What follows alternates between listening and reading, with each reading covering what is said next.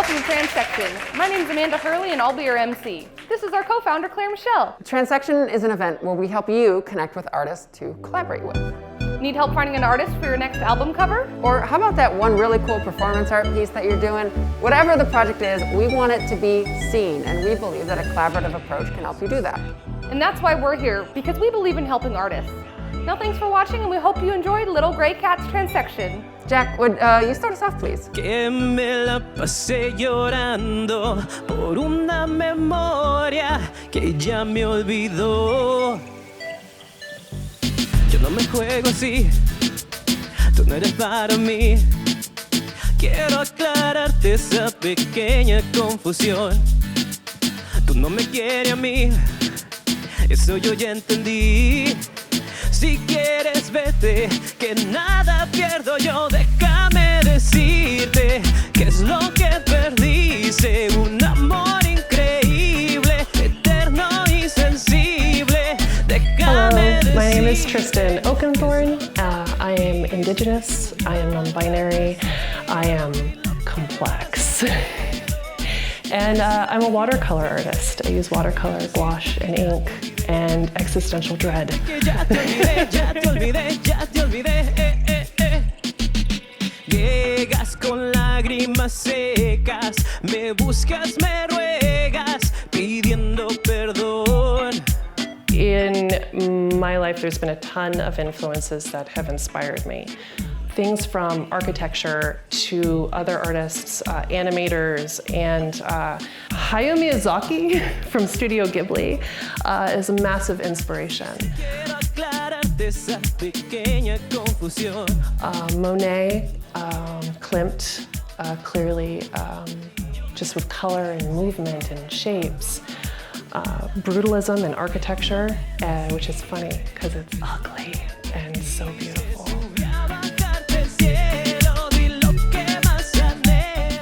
Yeah, that's a major part of my influence. Un amor increíble, eterno y sensible. Quiero decirte que ya te olvidé. Vine a decirte que ya te olvidé. So the question of identity in art is always really hard for me, actually, because I'm 37 and I'm still figuring out who I am. And I don't mean that in a dreamy kind of manic pixie way. My brain just works in ways that don't make sense to other people. I'm non-binary, I'm Indigenous. These are all aspects of me that inform my perspective. And it's through the lens of my perspective that I paint the world. So every piece is about my identity. Un amor increíble, eterno y sensible. Quiero decirte que ya te olvidé. Vine a decirte que ya te olvidé. Y repetirte que ya te olvidé, ya te olvidé, ya te olvidé. But because I'm not focused on telling a message about one particular part of my identity, but rather telling you what the world looks like through the lens of my entire identity. Ay, amor, qué bonito que está este día, que cruzó tu mirada y la mía. Seguro te mando. I don't feel the need to highlight specific aspects of my identity because I feel like they're all connected. So it's hard to pinpoint that. When people say, how does your identity affect your art? They often ask you, well, why don't you have enough rainbows in your art? And I do. I have so much color, you guys. The whole thing's a rainbow.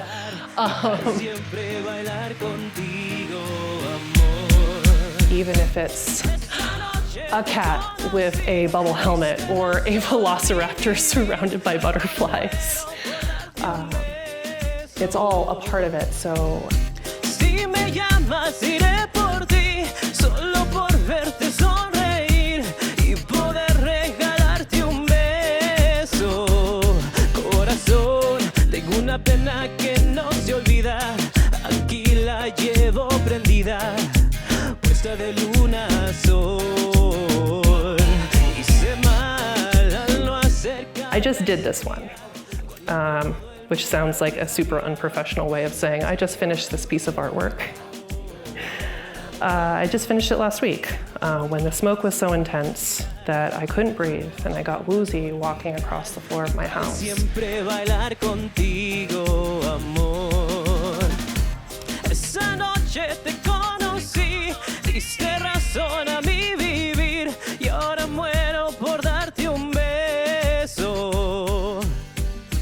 Si me llamas iré por ti, solo por verte sonreír y poder regalarte un beso. I just felt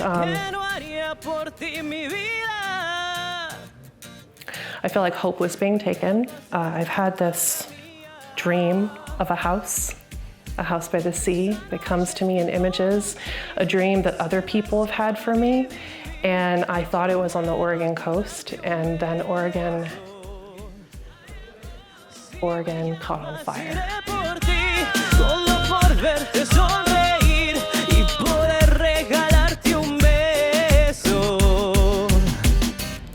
Esa noche te conocí, diste razón a mi vivir y ahora muero por darte un beso.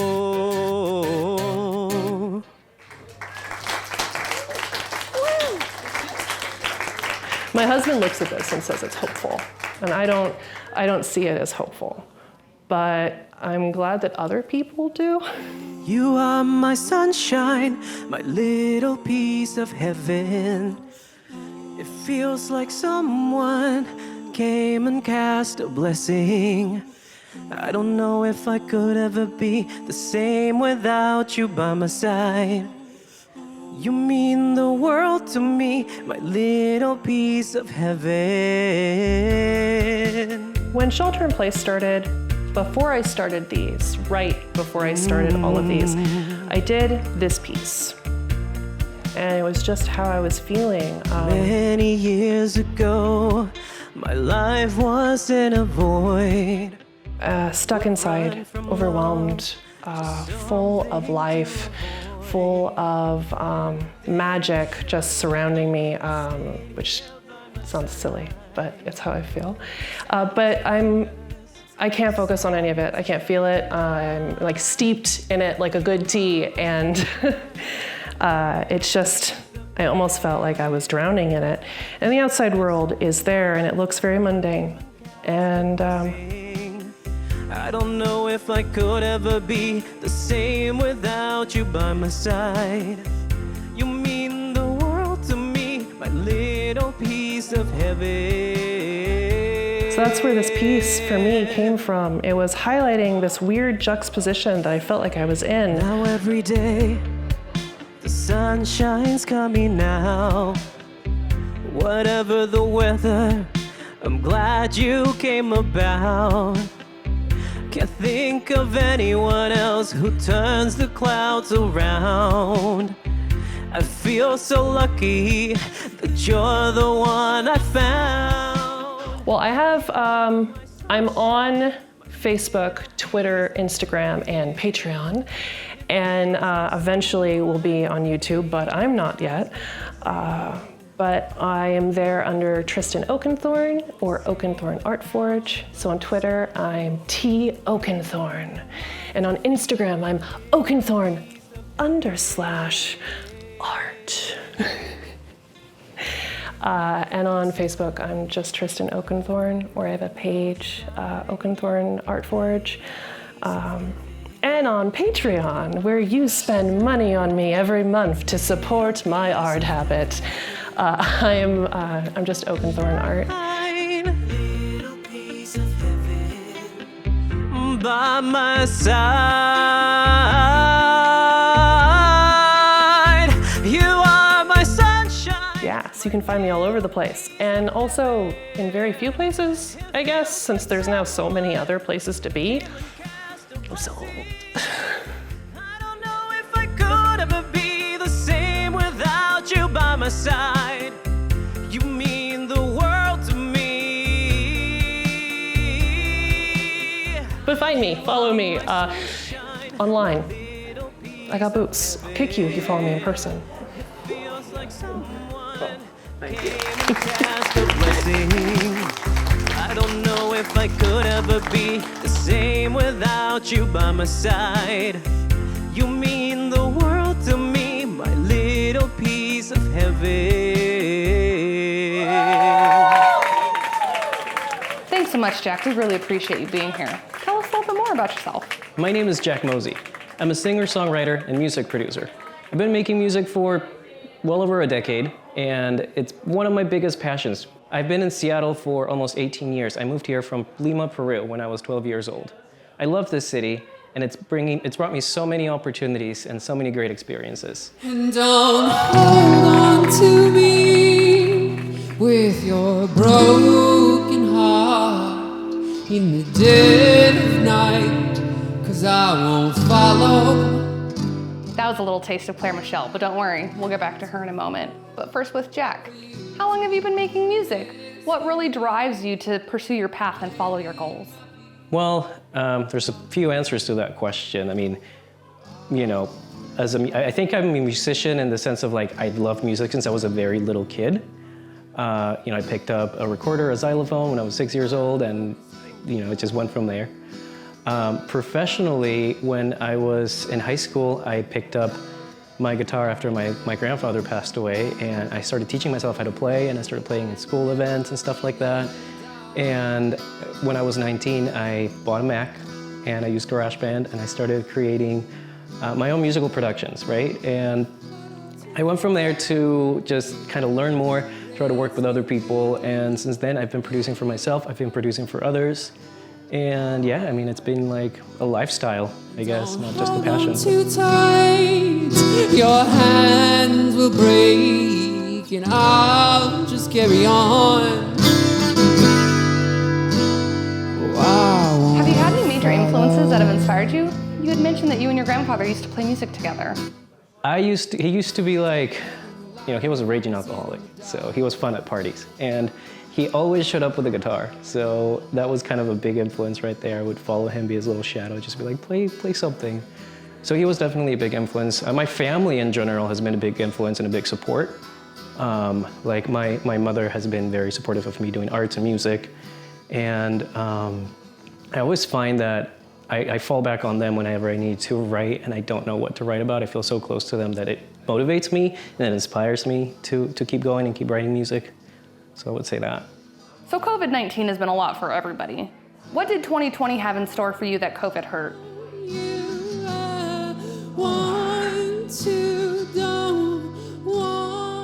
Well, I had just put out an EP last year and I was really excited to. I tried something different. You know, most of my music's electronic and I wanted to do something a little bit more acoustic. I was experimenting and I was ready to do the electronic side of the remixes and do all the Pride events like I do every year.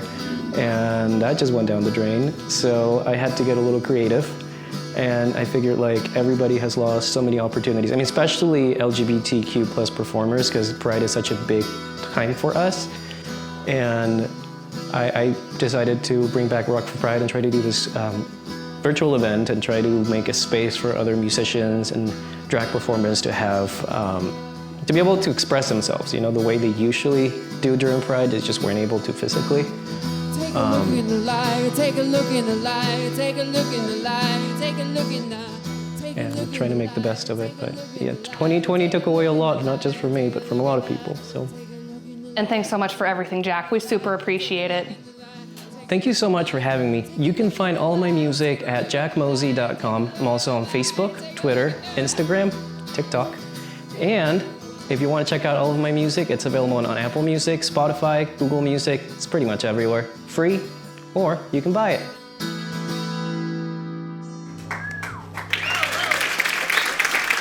Don't forget to check out Jack Mosey's work on social media and Apple Music.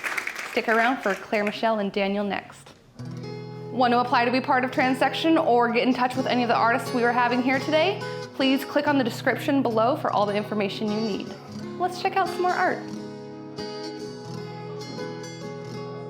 Hi there, my name's Daniel Chang. I'm 31 years old and I'm a portrait photographer and filmmaker from San Bruno, California. Share all your colors, don't be a coward now.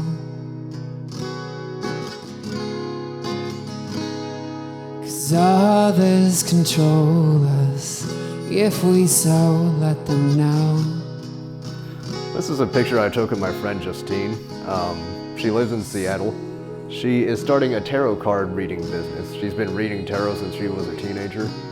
And I don't really know how to read tarot, but she was very particular about holding or like picking out that set of 4 for this shot. So I'm wondering, what was it about that particular hand that she liked so much? Or what did she see in it? I will never know because I actually don't know how to read it.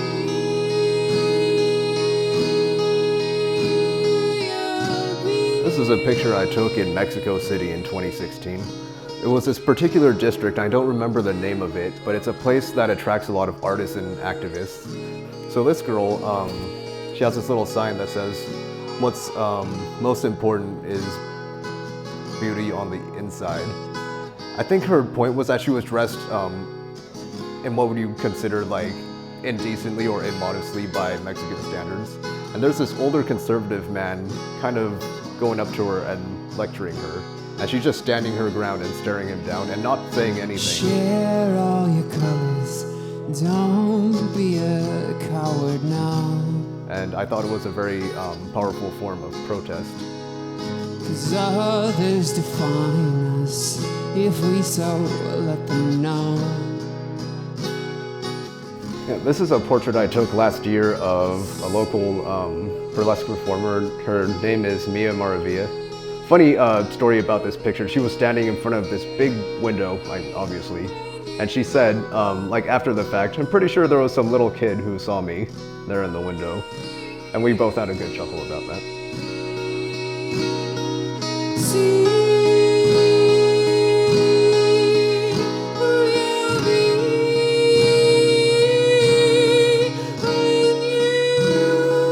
live to me.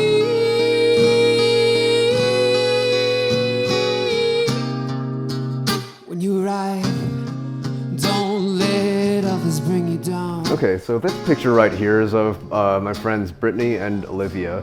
This was actually not a planned shoot at all. This was at a house party in Beacon Hill. And they were in the kitchen of this really cool house where a bunch of like artists live together. It's almost like an artist commune. And they had thrown together this like promotional party. And they had this really strong red light. And I saw it in there, and Brittany and Olivia were just kind of hanging out, and I just really liked the way the light looked on them. So I took their picture, and then they started getting excited and like doing little poses and stuff. So this was my favorite of the set of those. See who you'll be when you live to me.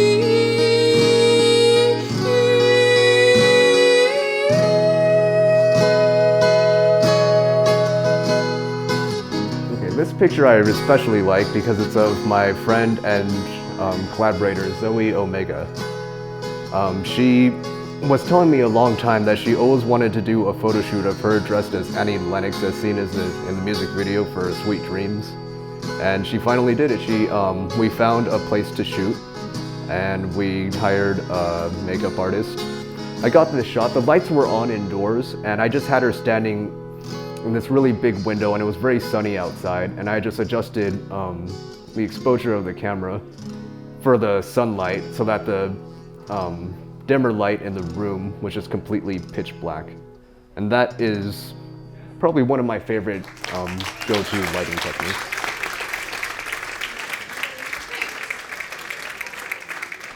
Okay, so when I was growing up, I was generally the weird kid. There was a very strong consensus around my peers that I was the weird one. So I spent a lot of time alone, just kind of in my own mind. And I had a lot of trouble talking to and relating to other people and building connections with them because I was so different than everyone else. Just being different, I think, is the biggest part of my identity. And, you know, I like film and photography, particularly photography, because when I'm taking pictures of someone for a shoot, I'm there and I'm spending time with them, but it's not quite a social activity. To tell you a story of things that he told me for you. So the way my identity ties into my art is that my art will kind of allow me to be myself, and it will, welcome me with open arms. And that makes me really happy. I held them within. The words that I heard came from within me this time. The things that he told me, the man on the moon, were the things I could never see without you. The words that I heard couldn't have been any different this time, since you were inside this time. Okay, so for me and other artists, people often ask, why is the representation of queer and trans people and BIPOC people so important in your work? And my answer to that is, it's important because people ask that question. See, there are some questions that don't get asked. Like, for example, when they're interviewing Robert Downey Jr. about Iron Man, they don't ask him, how have your experiences as a white American impacted the way you took this role as a white comic book hero? No one goes up to a portrait photographer and asks them, oh wow, where did you get the idea to shoot exclusively with cisgender models? So it's these questions that don't exist, and then these other questions that do exist. And I think the existence or non-existence of these questions reflects a lot about society. I need you to know that he's proud of you now. Don't ever stop, don't let doubt bring you down, 'cause I'm here for you now. This time, oh, this time around. Some people don't have to worry about things that other people do. And a lot of that has to do with the identities that we kind of get stamped on us, like being queer or trans or black or indigenous or a person of color. And a lot of people don't understand the little nuances that you have to deal with when you have one or more of those identities. This time, for this time. Okay, if you guys want to see samples of my work, you can find me on Instagram at Daniel Chang Photography, no spaces. Yeah, that's where I post most of my stuff, and if you want to see more, I do have movies and stuff that I have not posted publicly online. Just send me a message on there, and I'll be happy to talk to you. This time.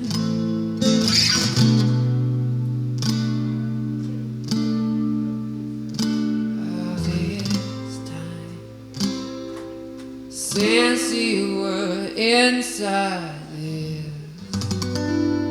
time. Thanks so much, Claire. That was great. Daniel, would you mind telling us why you find art so important? Representation is important to me because of how big of a deal it was when I saw Korean American characters in media. And I would hear stories online of little kids, maybe a little black girl would see a black female lead in a kids movie or TV show. So I think I understand that there's a general pattern of representation, and that what feels nice for me would feel nice for them too in kind of the same way. And I see no reason why I wouldn't try to contribute to that. So I think that I will, because it feels good, and there's no reason not to. Nunca sabrás lo que se siente temer lo que dirá la gente. No vivirás como he vivido sin poder hacer un ruido. So Claire, how long have you been making music? What really drives you to pursue your goals, and what really keeps you on this path?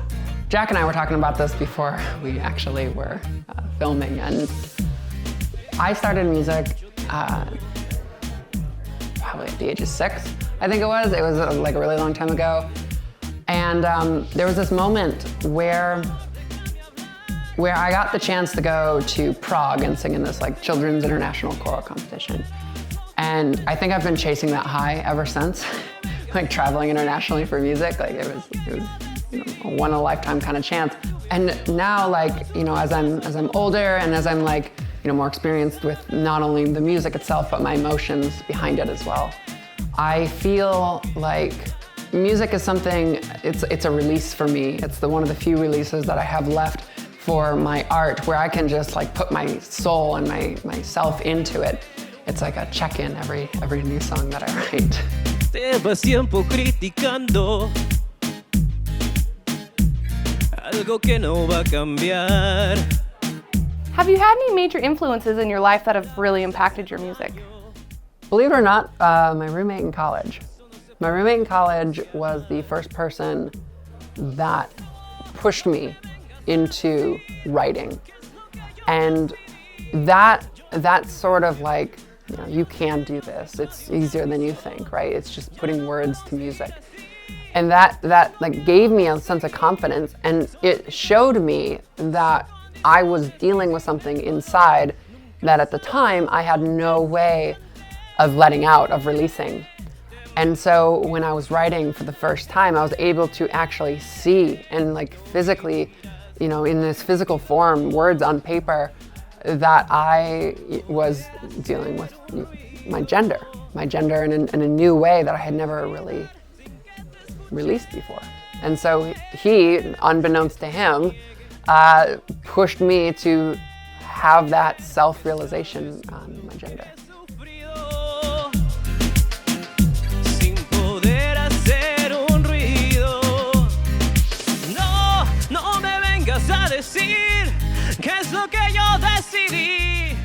Would you mind telling us a little bit about how you bring your identity into your music? I think it's about trust.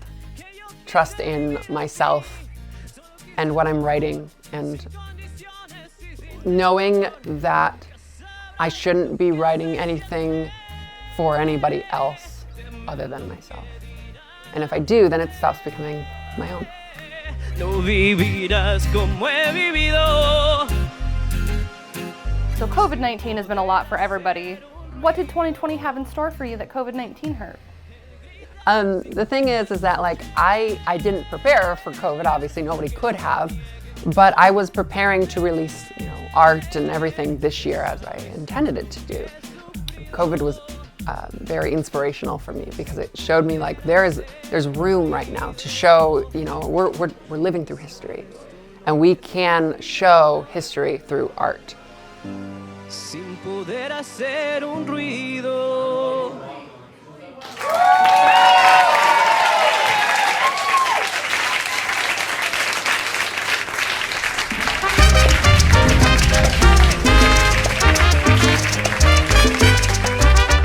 Hi everyone, thank you so much for being here. We really appreciate you. Please find and follow Transection on Facebook, Twitter, or littlegraycat.us. And if you want to see this video again, it's going to be hosted on the YouTube page Little Gray Cat. You can find that card right there or in the description below. Thank you again to everyone and to Zoe Omega for helping make this possible, and again, all the artists who came out and were a part of this. Thank you, and we'll see you in the next one. Please consider subscribing, liking, and commenting on this video. Take care. Bye. Bye.